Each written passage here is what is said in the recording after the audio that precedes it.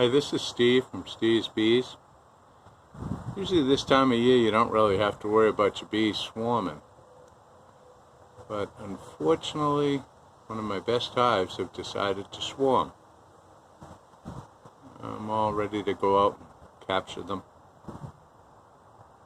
I have some nice trees that they land in, so it's kind of easy to grab them.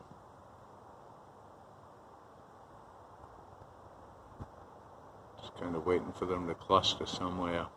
They're landing all over the trees to the left. So the arborvitaes, I plant them around my yard because it's the easiest way to capture them. And I keep the arborvitaes cut at only 8 feet tall, so I can go out there with a nuke and my ladder. They're very easy to capture and put back in the hive. That's about it today. Everybody have a great day.